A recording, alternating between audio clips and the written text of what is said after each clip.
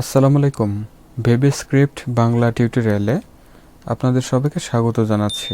আজকের ভিডিওতে আমরা দেখব কিভাবে VBScript এর মাধ্যমে আমাদের সিস্টেমের ডেট এবং টাইম আমরা মেসেজ আকারে ডিসপ্লে করাতে পারি।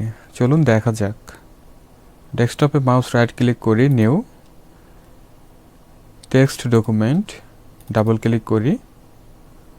ছোট্ট 2 লাইন কোড টাইপ করতে হবে, সেটি হচ্ছে মেসেজ বক্স স্পেস দিয়ে আমরা ওপেনিং ক্লোজিং প্যারেনথেসিস নেই, দেখা দেই। ধরা যাক প্রথমে আমরা দেখাই টাইম এবং নিচের লাইনে করে দিই আমরা মেসেজ বক্স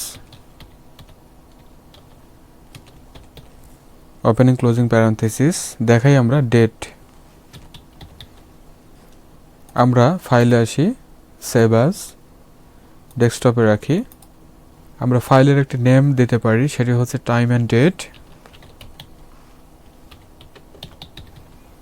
ডট দিয়ে নিতে হবে VBS, সেভ।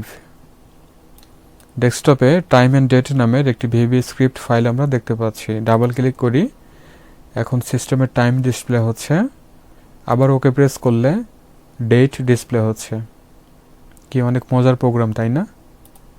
আপনি চাইলে খুব সহজেই VBScript-এর মাধ্যমে সিস্টেমের কারেন্ট ডেট টাইম আপনি মেসেজ আকারে ডিসপ্লে করাতে পারেন, বা এই প্রোগ্রামটি তৈরি করে আপনি ডেস্কটপে রেখে দিতে পারেন।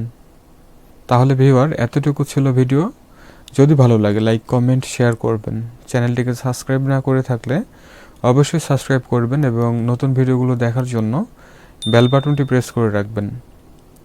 চ্যানেলে ভালো ভালো ভিডিও দেওয়া আছে, সময় করে দেখে নেবেন। সবাই ভালো থাকুন, সুস্থ থাকুন। Thanks for watching.